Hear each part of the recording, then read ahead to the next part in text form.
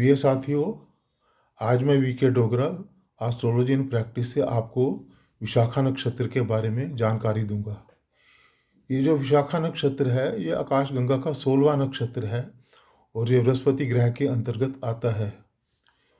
इसके पहले 3 चरण जो है ये तुला राशि में आएंगे और आखिरी चरण जो है इसका वृश्चिक राशि में पड़ेगा। तुला राशि में 20 डिग्री से लेकर 30 डिग्री तक इसके 3 चरण आएंगे और वृश्चिक राशि में 0 डिग्री से लेकर 3 डिग्री 20 कला तक इसके चौथा चरण आएगा।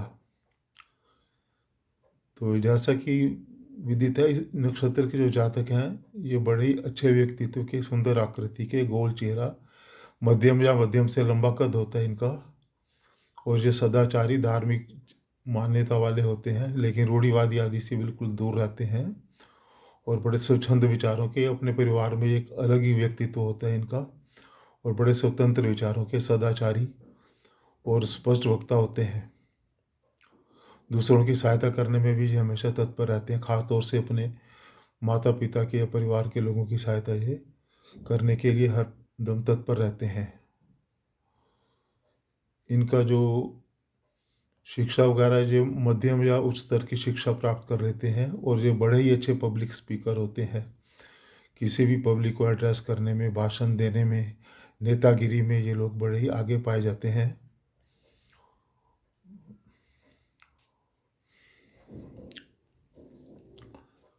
इन लोगों का जो है ये ज़्यादा फैशनेबल वगैरह चीज़ों में ज़्यादा बिलीव नहीं करते, ठीक ठाक रहते हैं, मॉडर्न रहते हैं हालांकि, लेकिन बहुत अधिक दिखावा ये लोग पसंद नहीं करते। और ये शारीरिक संरचना इनकी बड़ी अच्छी होती है और इनमें शारीरिक बल भी काफ़ी अधिक मिलता है, स्टेमिना बहुत अच्छा होता है। किसी भी कार्य को जो है एक बार सोच लें तो उसको जब तक पूरा ना हो जाए उसको छोड़ते नहीं है, चाहे उसमें कितना भी समय लग जाए। तो ये इनकी एक बहुत ही अच्छी खूबी है, इसलिए जीवन में जो भी धारण करते हैं उसको कभी ना कभी अवश्य ही प्राप्त करते हैं। इनका शुरू का जीवन थोड़ा सा संघर्षमय होता है। माता पिता से इनको उतना ज़्यादा प्यार नहीं मिलता जितना मिलना चाहिए, यानी कि they are not so much pampered by the parents. लेकिन इसी वजह से इनको जो है इनका जो है काफ़ी कठोर परिश्रम करना पड़ता है इनको अपने बचपन से ही आगे बढ़ने के लिए। और इनका शिक्षा स्तर भी शुरू शुरू में बहुत अच्छा नहीं होता, जो कि आगे चल के अच्छा हो जाता है। तो ये अपने माता पिता के बहुत सहायक होते हैं और इनका वजन भी, अगर ये चौथे चौथे चरण में पैदा हुए हैं, वृश्चिक राशि में हुए हैं, तो इनका वजन भी कुछ अधिक हो सकता है सामान्य से। या फिर बृहस्पति अगर जो है वृषभ राशि में है, पृथ्वी तत्व में है, तो इससे इनका वजन कुछ अधिक बढ़ सकता है और इस पर इनको पूरा ध्यान देना चाहिए शुरू से ही, आगे चल के नहीं तो मुश्किल पड़ सकती है। स्वास्थ्य इनका बहुत अच्छा रहता है, इनको थोड़ा बहुत नज़र खांसी, जुकाम, टॉन्सिल इस तरह की चीज़ें हो सकती हैं। आगे चलकर इनको अगर कंट्रोल ना करें तो रक्तचाप वगैरह की भी दिक्कत आ सकती है, श्वास संबंधी दिक्कत आ सकती है थोड़ी बहुत, लेकिन कोई इनको खास कोई दिक्कत नहीं आती। कुछ केसेस में किडनी प्रॉब्लम भी इनको हो सकती है और ये जो है 50 साल की उम्र के बाद जो है इनको श्वास संबंधी प्रॉब्लम होने की ज़्यादा आशंका रहती है।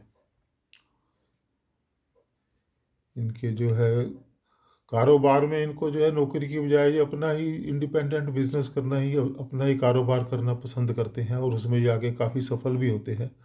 नौकरी में इनको बहुत ज़्यादा सफलता नहीं मिल पाती है क्योंकि ये स्वच्छंद प्रकृति के होते हैं और इनको लाग लपेट करना और चमचागिरी करना बिल्कुल भी नहीं आता है।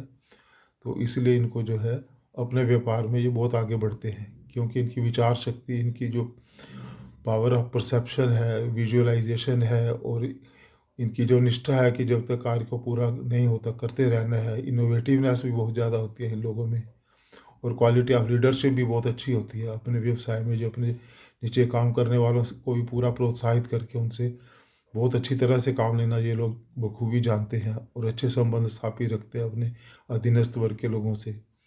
तो इसलिए इनको जो है काफ़ी लोग पाए गए हैं जो अपने बिजनेस के द्वारा बहुत ही अधिक ऊंचाइयां प्राप्त की हैं जिन्होंने।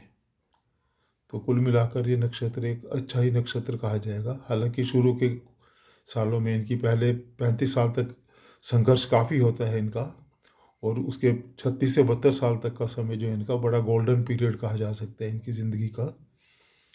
अब हम देखते हैं कि अगर इस पे जो है बाकी ग्रहों की स्थिति का, दृष्टि का इन पे क्या क्या असर हो सकता है, अब हम ये जानने की कोशिश करेंगे।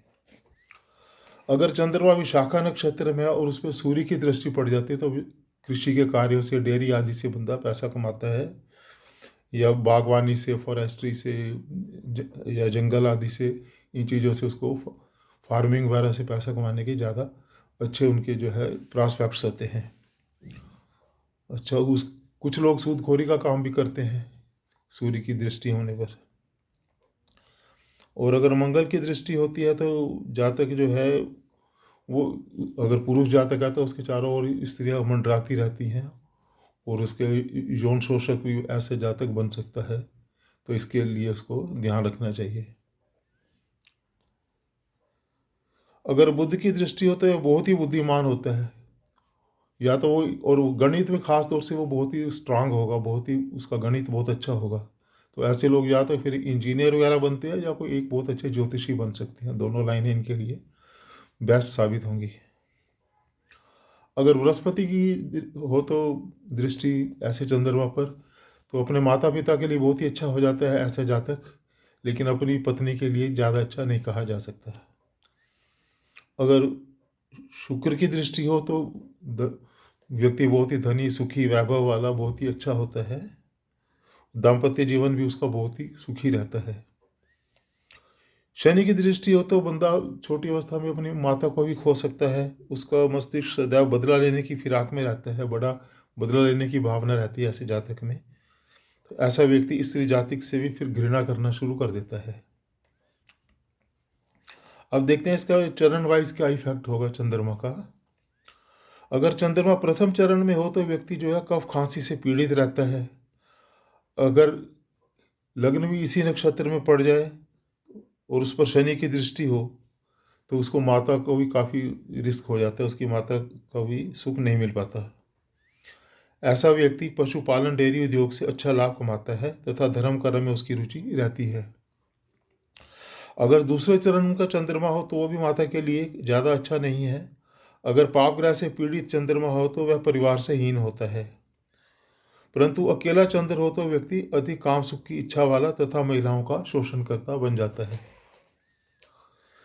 तीसरे चरण का चंद्रमा हो और लगन भी बाई चांस इसी चरण में पड़ जाए, यानी कि तीसरे चरण का चंद्रमा लगन में ही हो, तो फिर क्या होगा, ऐसा व्यक्ति जो है अच्छा नहीं कहा जा सकता। इसके लिए व्यक्ति गूंगा या बहरा तक भी हो सकता है अगर ये दोनों चीज़ें इसी नक्षत्र के इसी चरण में पड़ जाए, लगन भी और चंद्र लगन भी, तो इसलिए ये अच्छा नहीं कहा जाएगा। लेकिन अगर लगन किसी और चरण में है, सिर्फ चंद्रमा ही इसी चरण में है, तो ऐसा व्यक्ति जो है बड़ा मेहनती होता है, उसको अपने काम पे बड़ा अभिमान होता है, और ऐसे जहाँ भी जरूरत पड़े अपने शत्रुओं पर वो विजय प्राप्त करता है। व्यक्ति का भगवान पर पूरा भरोसा होता है और वह पवित्र स्थानों के आए दिन भ्रमण करता रहता है। तो अगर लगन इस चरण में नहीं पड़ता तो बाकी चीज़ों के लिए ठीक ठाक है, दूसरे चरण का भी इस नक्षत्र में होना।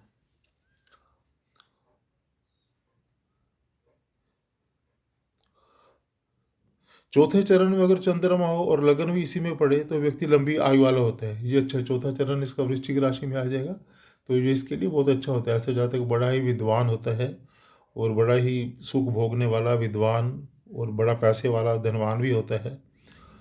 22 वर्ष की आयु तक संघर्ष करना पड़ता है ऐसे जातक को, लेकिन उसके बाद जो व्यक्ति जो है एक अच्छा अध्यापक अथवा विख्याता, यानी कि लेक्चरर वगैरह या प्रोफेसर वगैरह बन के देश विदेश का भ्रमण भी करता है।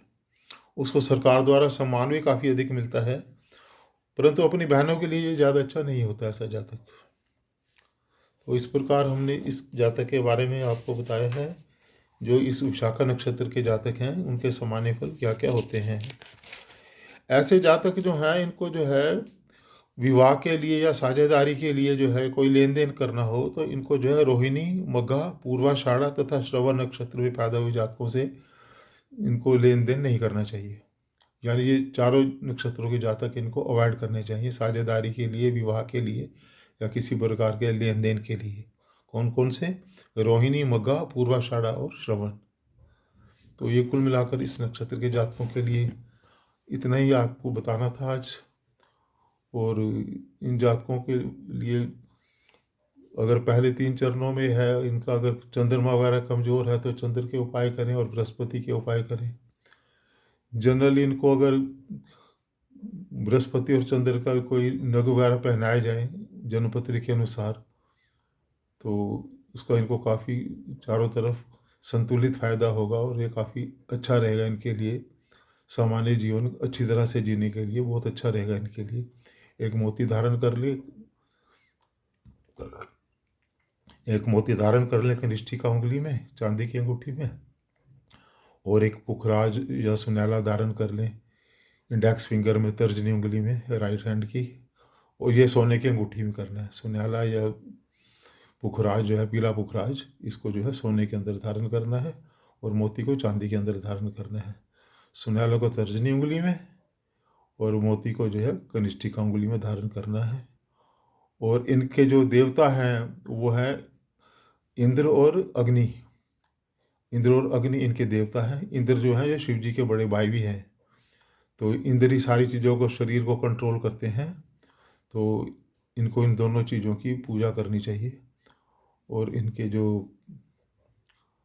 अधिदेवता तो ये आपको बता ही दिया, तो इनसे संबंधित इनको जो है उपाय करने चाहिए। इंद्र जो है ये आपके 5 प्राणों के ऊपर भी इंद्र का ही अधिकार है।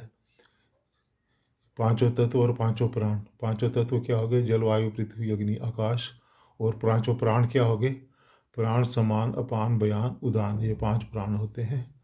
तो इन 5 प्राणों के लिए इनको जो है, और अपने शारीरिक स्वास्थ्य के लिए और 5 प्राणों के लिए इनको जो है हनुमान की भक्ति और भगवान शिव की भक्ति जो है सर्वाधिक उपयुक्त रहेगी। हनुमान चालीसा पढ़ें, हनुमान की भक्ति करें, तथा शिव चालीसा, शिव की भक्ति वगैरह करें। और एक मोती रत्न धारण कर लें और पुखराज रत्न धारण कर लें। मात्र इतना करने से इनको चारों ओर से बड़ा सुखी, समृद्ध और गतिशील जीवन इनको प्राप्त होगा। तो कृपया मेरे इसको वीडियो को आप लाइक करें, इसको सब्सक्राइब करें, शेयर करें, बेल आइकन को दबाएं, ताकि आपको मैं आगे और भी वीडियो देने के लिए प्रेरित हूँ और आपको और कुछ अच्छी अच्छी जानकारियाँ दे सकूँ। धन्यवाद।